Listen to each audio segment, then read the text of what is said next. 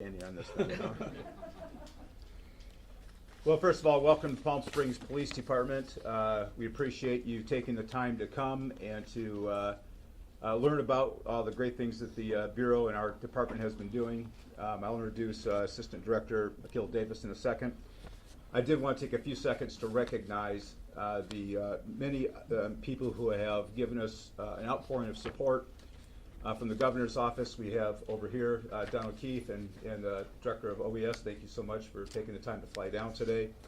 We have Congressman Raul, Dr. Raul Ruiz here also. We appreciate you coming, Dr. Ruiz, and your support. You've been on the phone with me for 2 days, and I sincerely appreciate that. In addition to that, we have Supervisor Manuel Perez, who is coming, and also, as you can see, all of our council members are here. This is Grace Garner, Councilwoman Grace Garner, Jeffrey Bernstein, and I saw David Reddy. There he is. David Reddy, Mayor Pro Tem Soto, and then City Manager Scott Stiles and Paul Alvarado, the Fire Chief. I want to turn this over. The most important piece of this is the great work that our partners from the FBI have been doing with our detectives, and I'm just so grateful, Akil, for your partnership. We work shoulder to shoulder on this, and I really appreciate all you've done. So time is yours as much as you like. Thanks a lot, Chief.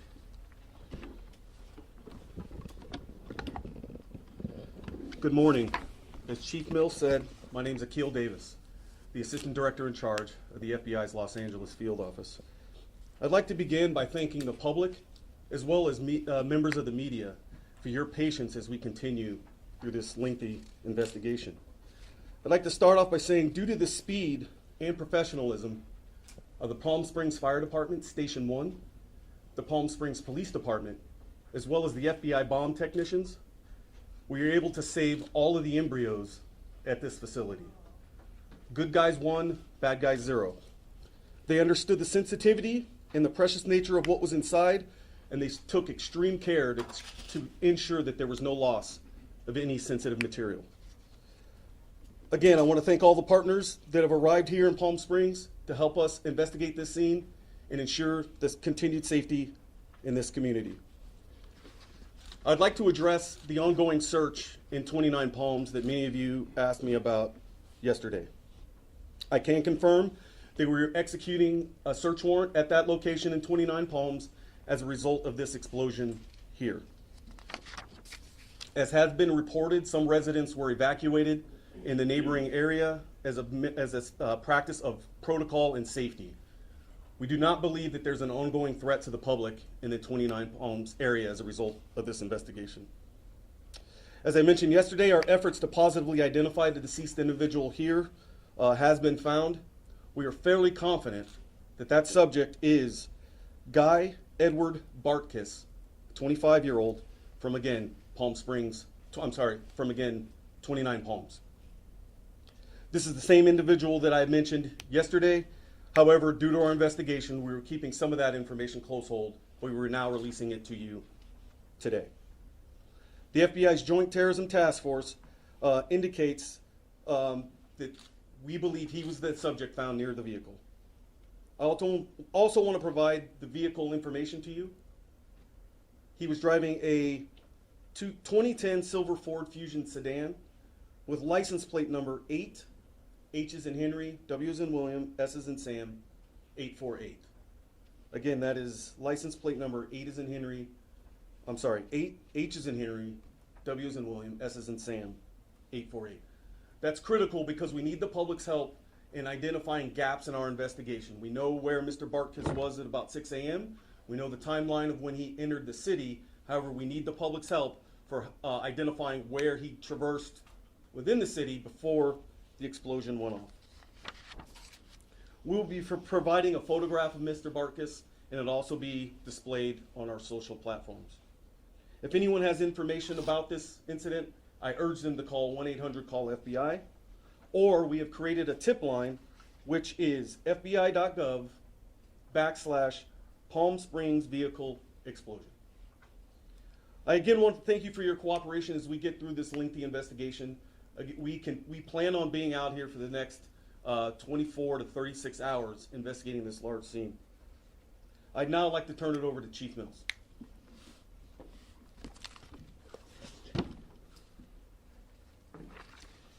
goes without saying, at the end of this, we'll have opportunity for people to ask questions. Yesterday, a man intent on harming others in our city failed. Palm Springs survived, and we are stronger and more resilient as a result. Our determination to continue life as we know it here in Palm Springs continues unabated, and you'll see this city dynamically grow as a result of this. We've already begun to open the streets surrounding the blast site. Indian Canyon and Palm Canyon will be closed for some time as we still continue to collect evidence as well as process the scene. For the safety of the detectives and the agents working the area, we ask all community members to please stay out of the area. I am absolutely confident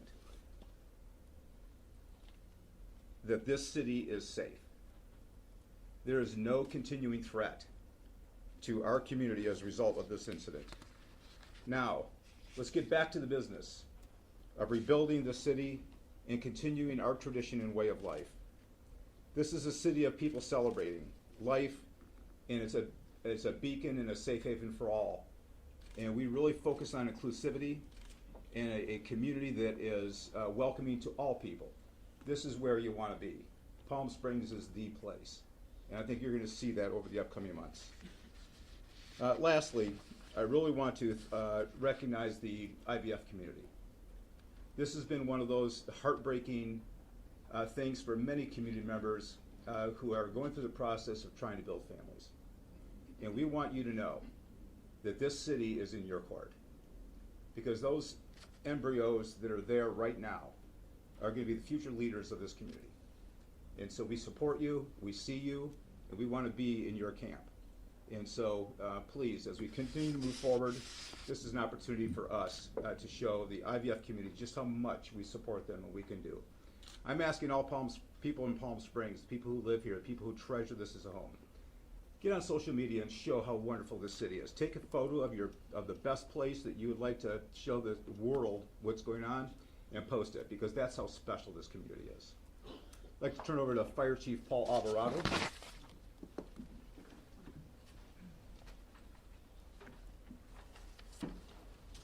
Thank you, Chief. I appreciate that. Paul Alvarado, A-L-V-A-R-A-D-O, Palm Springs Fire Chief. And at first I want to acknowledge the horrific incident that impacted our community yesterday. And my heart goes out to everyone affected. And I want to assure the community the effective and quick response that our firefighters took yesterday to make sure that we protected life and property.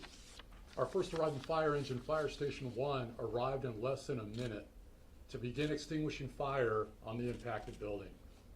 Despite the building suffering structural collapse, this was nothing short of heroic, and I'm so proud of our firefighters. We'll continue to work and support with our law enforcement partners to make sure that the community gets rebuilt, our community is safe, and we continue to move forward. Thank you for your time. I'd like to invite Mayor Pro Tem Naomi Soto up to the mic. Thank you.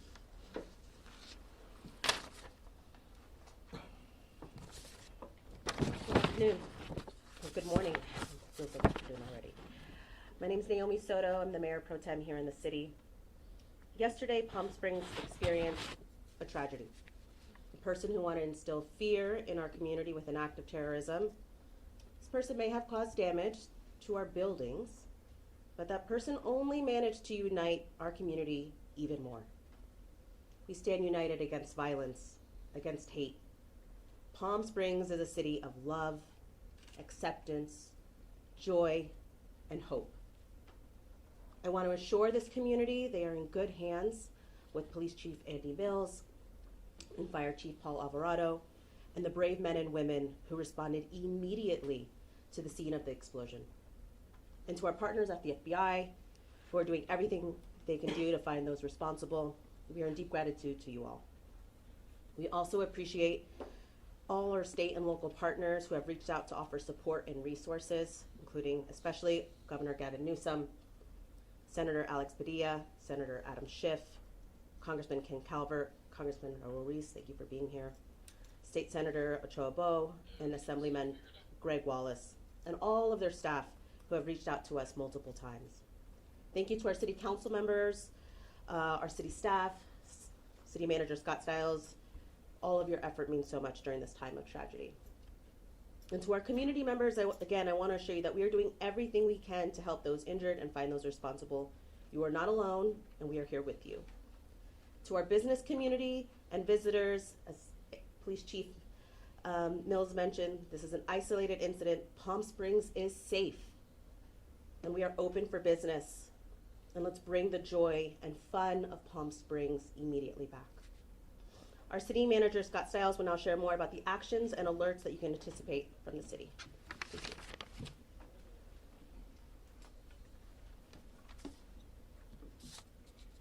Thank you, Mayor Pro Tem. I'll be very brief, but just a few words, especially for our residents here in Palm Springs. We want to let you know that all of our city departments are working around the clock, 24/7, to be fully coordinated on everything we can do, from opening up streets as quickly as possible and to providing services and restoring services as quickly as possible. That involves all the coordination with our police department, our fire department, public works, who are all out there around the clock, and we will continue to do that. We hope to be opening streets up very soon as possible, and we'll continue to push that out. I do want to mention, especially for our residents, we've created a special landing page on our Engage Palm Springs platform, and that's where people can get all the latest up-to-date information that we're going to be putting out. So please go to that Engage Palm Springs website. Many of our residents are already watching it around the clock.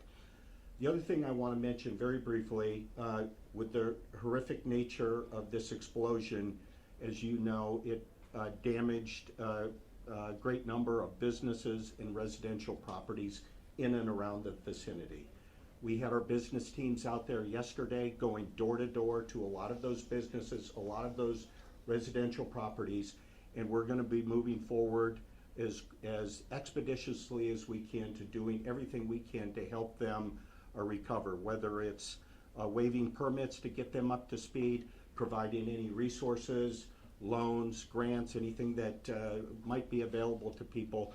We're going to be working on that with the greatest of speed. So we'll be continuing to reach out to them, and so we just want to thank all of our businesses, residents that were affected, and if you need to reach out to us, please reach out to us if you haven't spoken to us already. So with that, I'll turn it back over to the Assistant Director for any comments, questions. Okay, we'll open it up for a few questions. Chief, did you want to? Mark, did you have a question to start off with? I would ask Scott and anybody else in the city, a lot of people were impacted by this mentally, people who came upon the scene and saw the big thing. Would the city necessarily make any resources available to help people or guide people as they try to emotionally recover from this incident?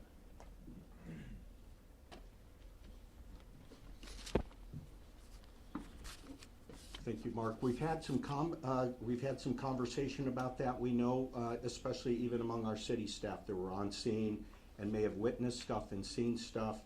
We want to make sure that resources are available to them as well as other staff, and we will be working with our nonprofit partners, other people that provide services, and I would say more to come on that. We know this is a traumatic incident. We want to provide any and every resource that's available to people. Is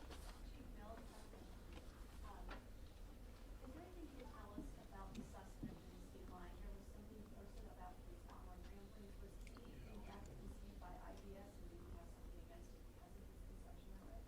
Yeah, I want to be very careful how we respond, so I'd like to keep it under one roof, and I'll have Assistant Director Davis respond to that. Thanks, Chief. So, yes, the subject had nihilistic ideations, and this was a targeted attack against the IDF facility. Make no mistake, we are treating this, as I said yesterday, as an intentional act of terrorism. Assistant Director? So- Is the audio recording on the Pro Mortalist website, is that confirmed to be the suspect? I'm not going to answer that at the time. Okay. Investigation's ongoing. Assistant Director, are you aware of a possible manifesto?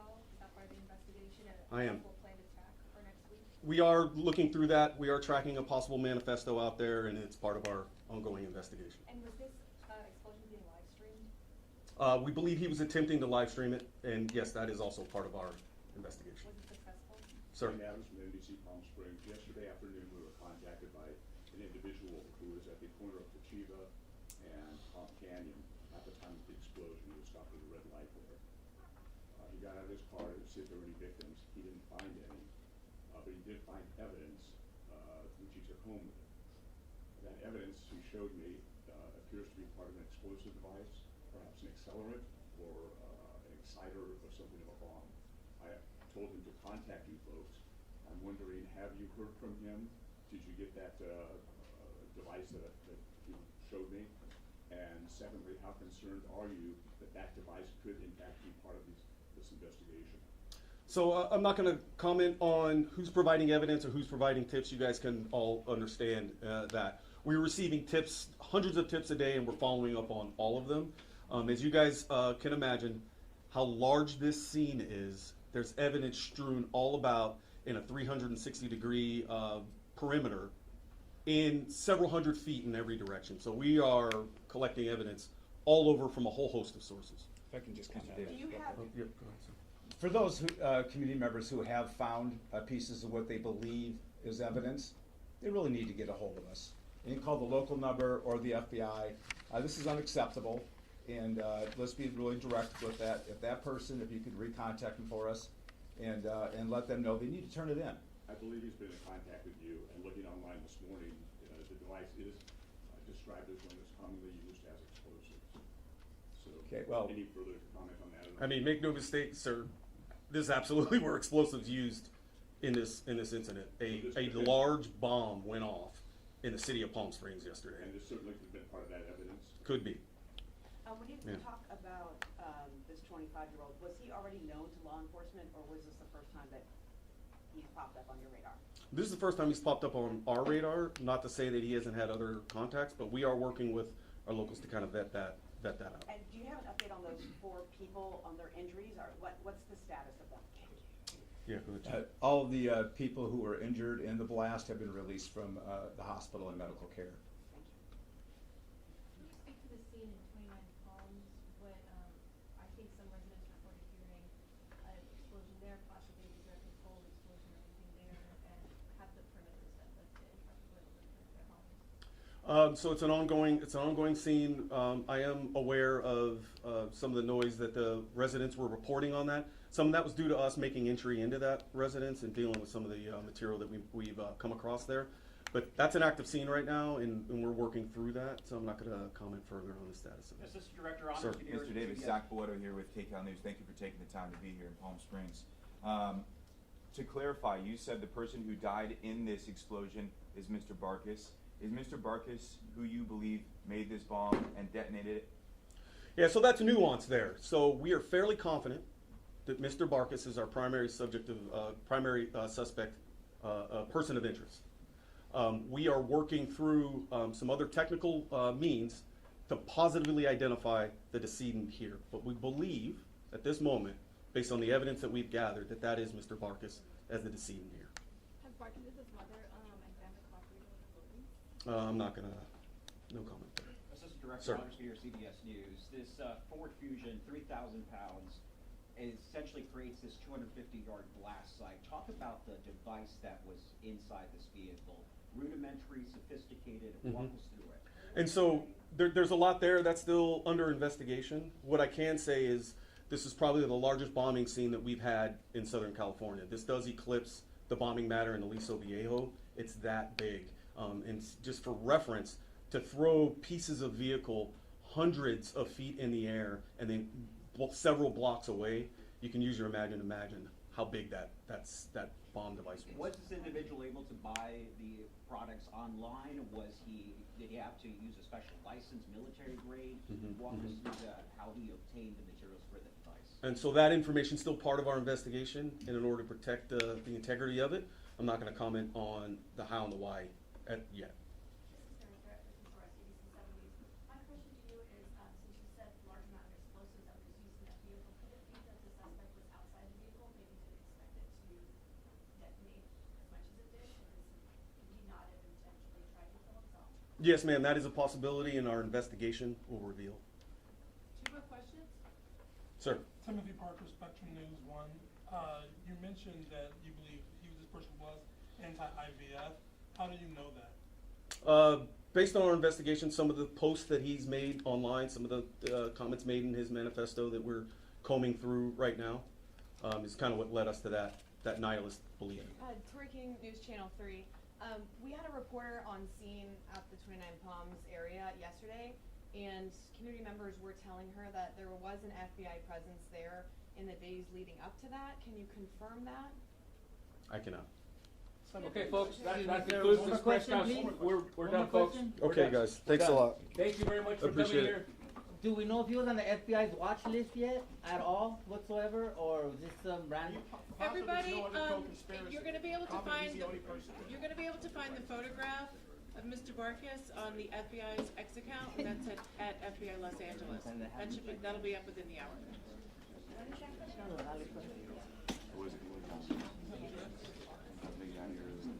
I did ask whether or not that he was, no. Oh. So they did kind of, yeah.